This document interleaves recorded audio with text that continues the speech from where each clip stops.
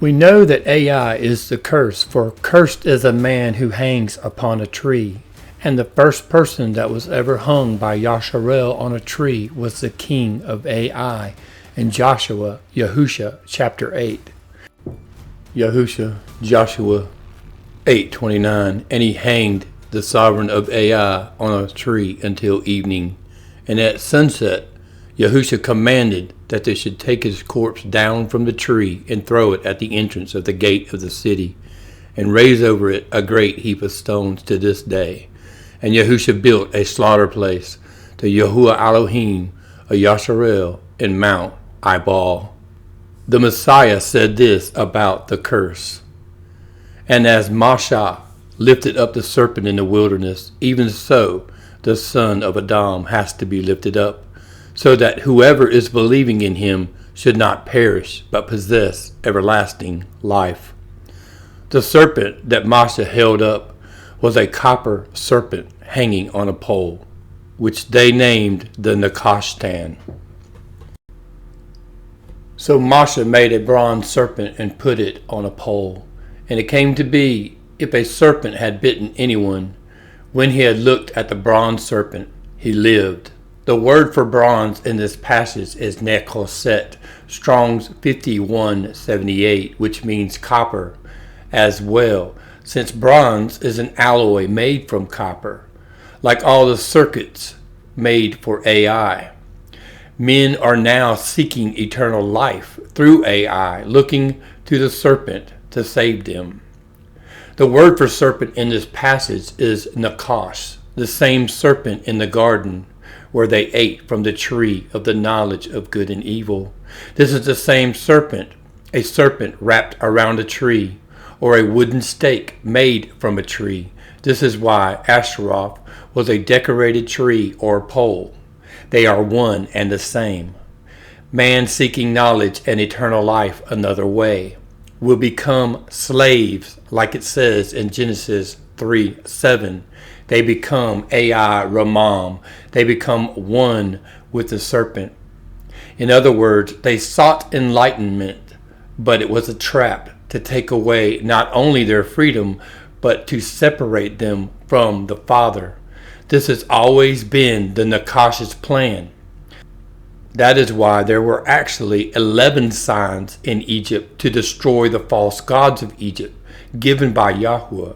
And it began with the Nakash, the serpent that is the tree, the rod of a tree that becomes a serpent. Shemoth, Exodus 7:10. So Moshe and Aharon went in to Pharaoh, and they did so as Yahuwah commanded. And Aharon threw his rod before Pharaoh and before his servants, and it became a serpent. But Pharaoh also called the wise men and the practicers of witchcraft, and they, the magicians of Mitzrayim, also did so with their magic. And they, each one, threw down his rod, and they become serpents. But the rod of Aharon swallowed up their rods. The practicers of witchcraft in this passage in Hebrew is called kesef, but in the Septuagint they are called pharmakos, which means a sorcerer, and comes from the word pharmakios, Strong's 5332, which means someone who prepares magic remedies, or a pharmacist, showing that they were drug sorcerers, and the symbol of a drug sorcerer is the serpent wrapped around a pole. And as mentioned in consoling Revelation 18:23, and the light of the lamp shall not shine in you any more at all, and the voice of bridegroom and bride shall not be heard in you any more at all. For your merchants were the great ones of the earth, for by your drug sorcery all the nations were led astray. Once again, as Aharon cast down his staff to become the serpent, in the garden Eve, who represents the nations, ate from the tree, not knowing that she had become one with the serpent. This was the first sign to free Yasharel from the slavery of Egypt. We also see many turning into the serpent in Kason, Revelation 17:13. They have one mind, and they shall give their power and authority to the beast. 1 Corinthians 15:21. For since death is through a man, resurrection of the dead is also through a man. For as all die in Adam, so also all shall be made alive in Mashiach. And what did Adam do? He ate of the tree of the knowledge of good and evil on the account of his wife. The Messiah ate from the cursed tree to free his wife. This tree causes Yahuwah to forsake. And what did the Mashiach say upon the tree? Matthew 27:46. And about the 9th hour, Yahusha cried out with a loud voice, saying, Ali, Ali, lama azabtani. That is, my El, why have you forsaken me? The first temple was forsaken by the tree. The second temple was forsaken by the tree. The third temple is the body of Mashiach, forsaken on the tree. Could it be that the Father, out of his great love for his Son, had turned his eyes away from his torture? And this is why the tree is accursed. It represents the torture of his bane, Yahushua HaMashiach, but not only him, but all of mankind that eat from the tree of the knowledge of good and evil. The tree is the abomination of desolation, which is placed in the third temple, the temple in man. Interestingly, he says this in Matthew 24:15.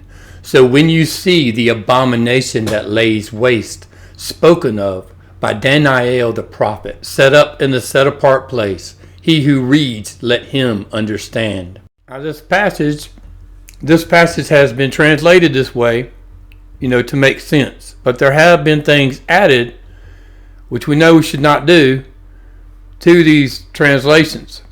So if you go through the Greek, you'll see, when therefore you see the abomination of desolation, having been spoken of by Daniel the prophet. Notice there's things here that aren't translated. Standing in the holy place, Kodesh place, set apart place.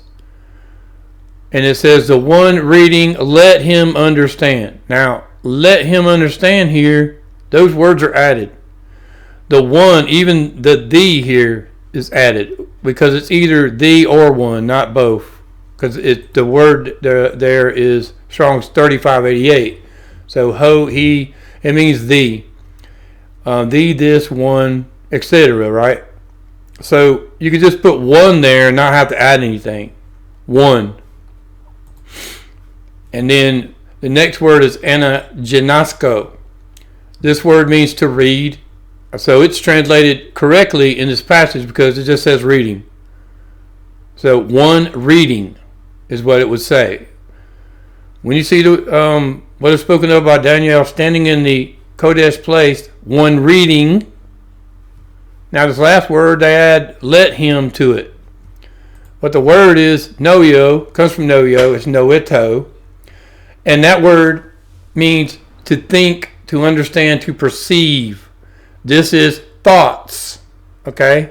Thoughts. Now you go back, without saying one, or without the one, just say one reading thoughts. When you see, therefore, the abomination having been spoken of by Daniel the prophet standing in the Kodesh place, one reading thoughts. And he goes on to say, that's the time. And what's happening right now? They're reading thoughts. This is the abomination of desolation. Man has no right to sit in the temple of Yahuwah reading prayers. Now, if you just translate this passage, you'll see it just says think right here. Think, thoughts. And I just did Google Translate right there for that word. It's not a bunch of stuff added there. Just think, thoughts. The one reading thoughts. So I wanted to show you that because very interesting. Because, back then, obviously back then when someone translated, like, there's no way no one's going to read thoughts, right? But yet here we are. Yochanan John 2:18, and the Yahudim answered and said to him, what sign do you show us since you are doing these? Yahusha answered and said to them, destroy this dwelling place, and in 3 days I shall raise it up. Then the Yahudim said, "It took 46 years to build this dwelling place, and you were going to raise it in 3 days?" But he spoke about the dwelling place of his body. Notice it says 46 years, and there just so happens to be 46 chromosomes in the human body.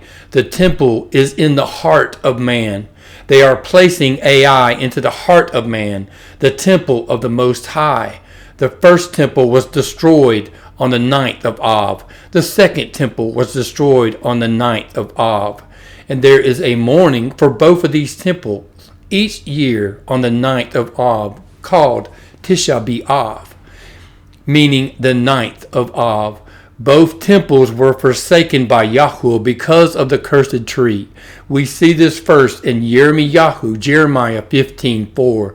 "And I shall make them for a horror to all the reigns of the earth on the account of Manasseh, son of Hezekiah, sovereign of Yehudah, because of what he did in Jerusalem." Manasseh put up an Ashtaroth tree in the temple of Yahuwah.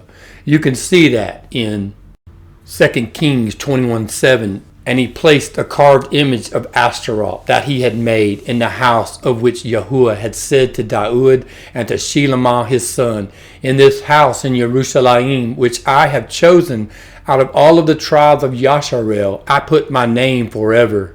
Because of this, Yahuwah forsook the first temple, and it was destroyed from the 7th of Av to the 10th of Av.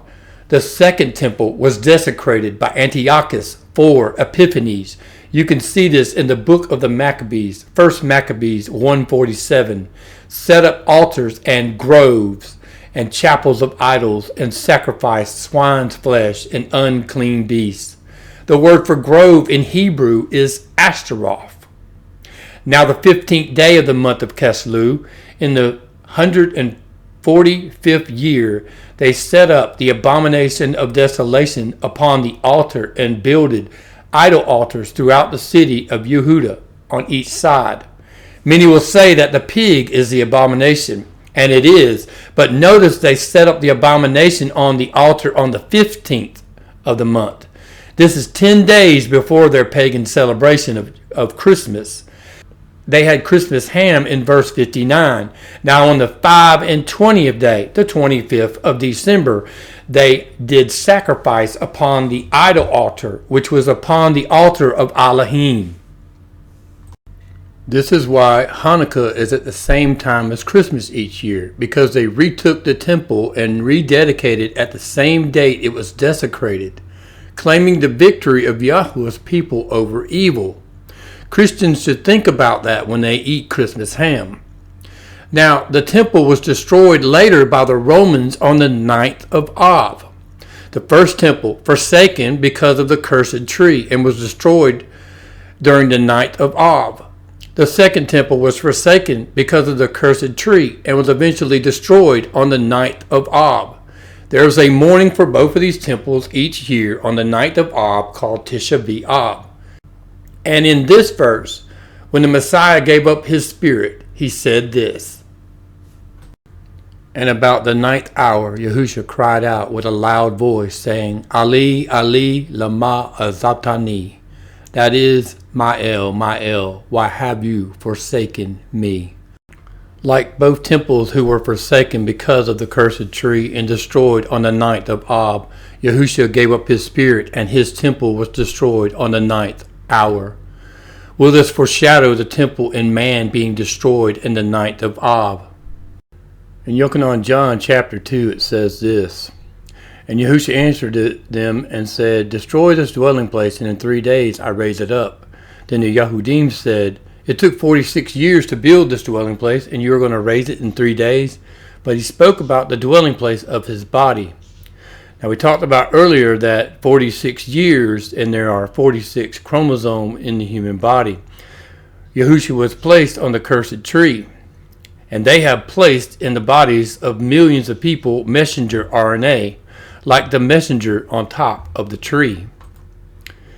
They wanted to enhance their bodies through genetics, to become superhuman and to have super intelligence, to merge with the technology of the fallen.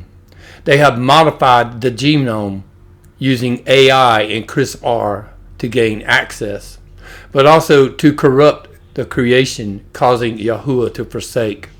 To place something inside a man that is an abomination, something that goes against the Father's intended plan.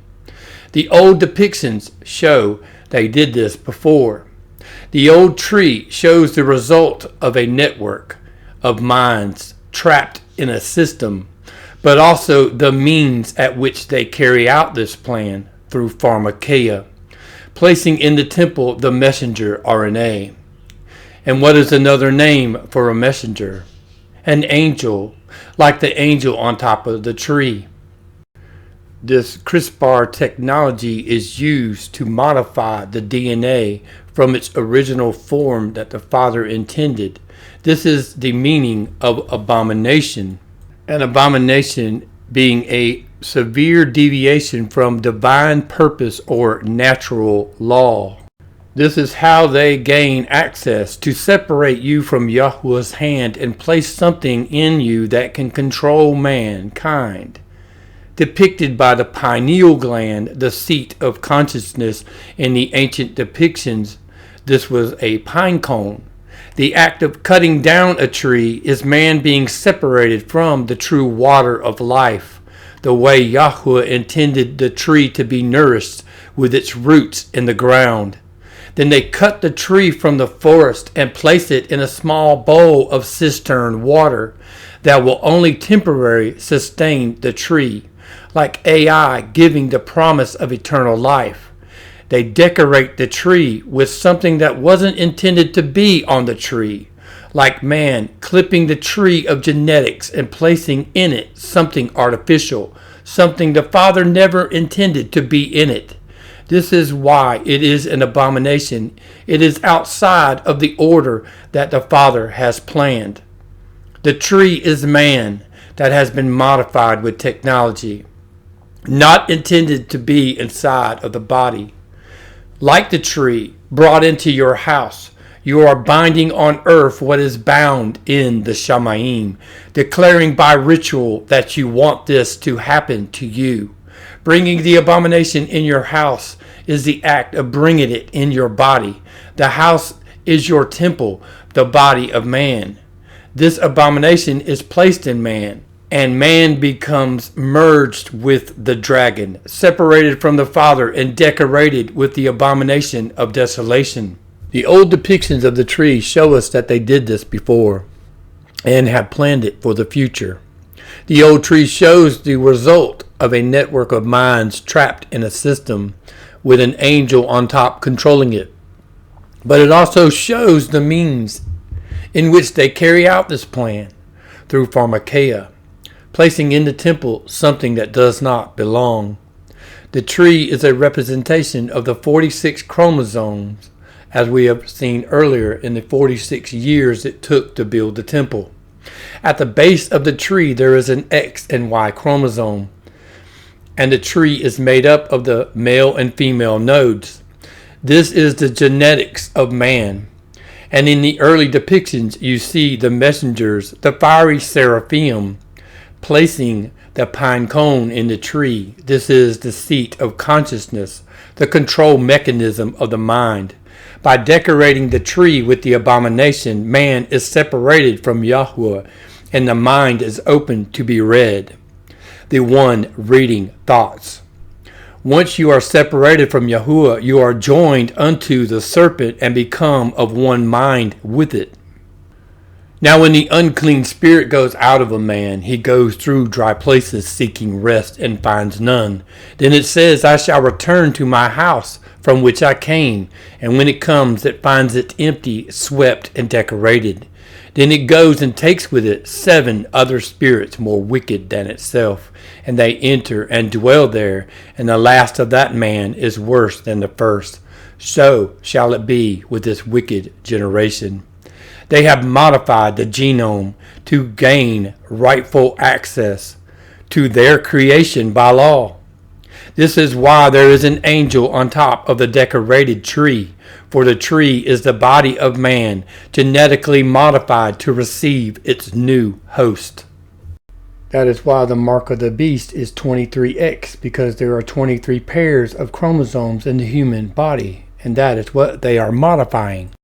To create a house that is empty, forsaken by Yahuwah, swept and decorated with the abomination of desolation. This began in the garden, and the result was Cain. And in Cain's name lies the secret to their plan and how they are to do it, and what the result will be. We have all heard the story that Cain killed Abel with a rock, but the scripture does not say this. In fact, the name Cain means spear, and it is more likely that Cain killed Habel with a spear. Like the Messiah, who was pierced in the side where the rib of the wife came from, and his blood was poured out on the ground, righteous Habel's blood was poured out on the ground. Cain's name actually means spear. Now Cain's name also means a smith, like a blacksmith. In this version you see Cain means a maker, a fabricator, or a smith.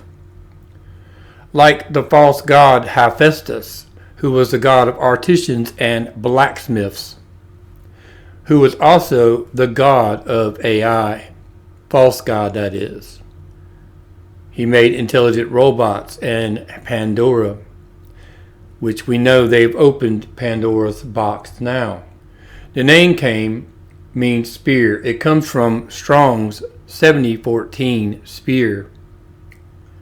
Spear comes from 7013, Cain, a lance, as in striking fast. But also Cain's name means to buy, Strong's 7069, Kana, which means to purchase, to buy, to erect or create.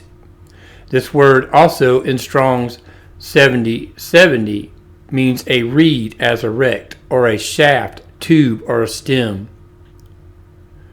A reed in the ancient days was used as a syringe, like modern syringes are tubes used to inject medicine.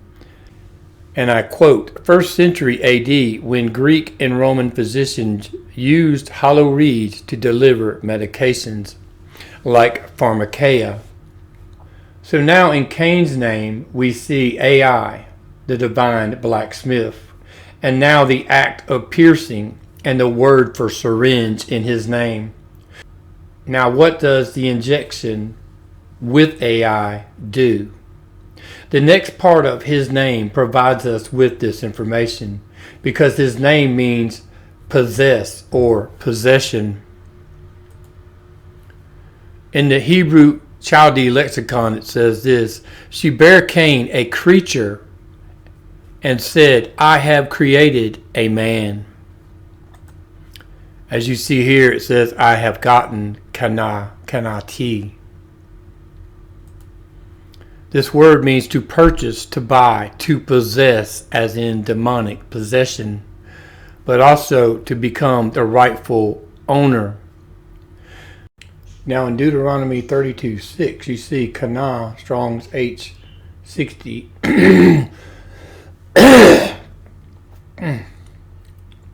Now in Deuteronomy chapter 32, verse 6, you see the word Kana, Strong's 7069, as bought thee. In the Septuagint, you find this word as kitzo, Strong's G 2936.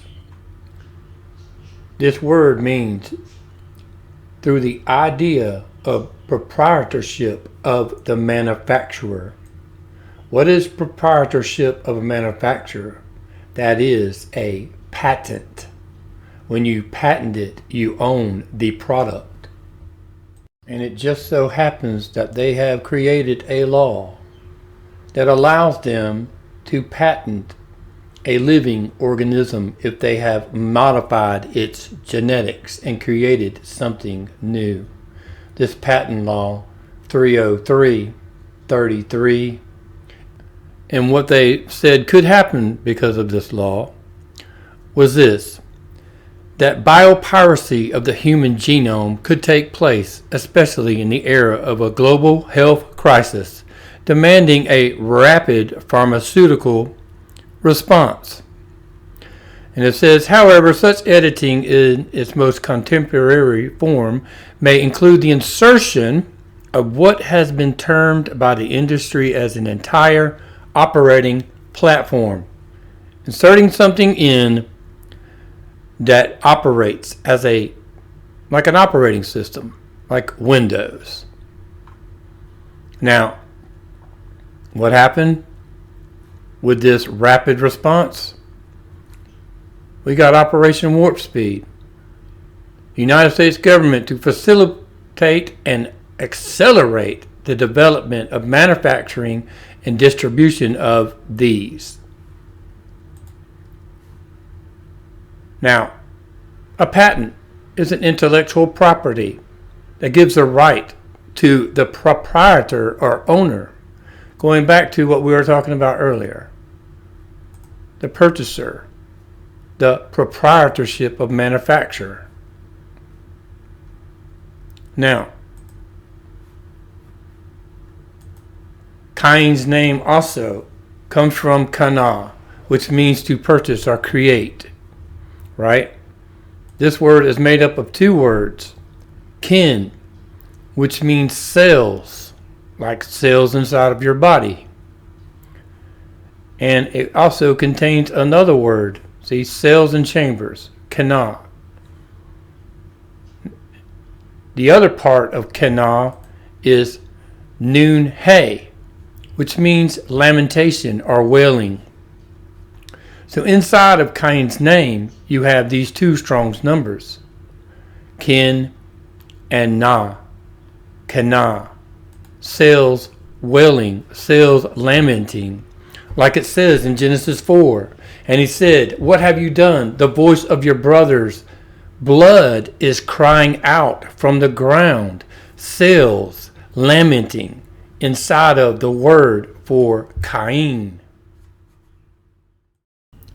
I believe there is a date for us to be mindful of, and maybe this is just a coincidence, but if AI is the abomination of desolation, the one reading thoughts, and it was publicly placed on January 29th, 2024 into a man's mind by Neuralink, and you add 1290 days as spoken of by Daniel, you get August the 11th, 2027, which just so happens to be the beginning of Tisha B'Av, the day both temples were destroyed. Now no one knows the date of Yahuwah's return, but they have placed something inside of his temple that does not belong. Now I know it is not wise to say a specific date, but I feel a need to at least warn that something may begin after this date, for it is written, but if the watchman sees a sword coming and shall not blow the shofar, and the people are not warned, and the sword comes and takes any being from among them, he is taken away in his crookedness, and his blood I require at the watchman's hand. Notice that this is just a warning. The sword in this passage may or may not come, but if you don't warn and it does come, you are held liable. Anyways, family, I am just sharing what I know so that you can know and be prepared. Tsunami warnings go off all the time and no waves hit the shore, but without a warning, people are swept away. Just something to keep in mind. Family, I want you to always remember this, that the rod of Aaron that was cast down in Egypt represents the foreshadowing of the Messiah who would become the curse to free us from it. The second Exodus, when man is deceived by pharmakeia, as written in Revelation 18:23. The Messiah became the curse, for cursed is a man who hangs on a tree. Messiah redeemed us from the curse of the Torah, having become a curse for us. For it is written, cursed is everyone who hangs upon a tree. The staff of Aharon was cast down, and the sorcerers of Egypt cast theirs down too. But Aharon's staff swallowed up the witchcraft of those sorcerers. Aaron's rod was placed in the Ark of the Covenant, as in Hebrews 9:4, to which belonged the golden censer and the Ark of the Covenant, overlaid on all sides with gold, in which were the golden pot that held the manna, and the rod of Aharon that budded, and the tablets of the covenant, the symbol of the heart of gold that our Messiah has. This staff represents the blessed Ruach HaKodesh, for the Ruach, like the staff, guides us, but also is the rod of conviction. Your rod and staff, they comfort me. The Ruach is the comforter sent by the Most High Yahuwah.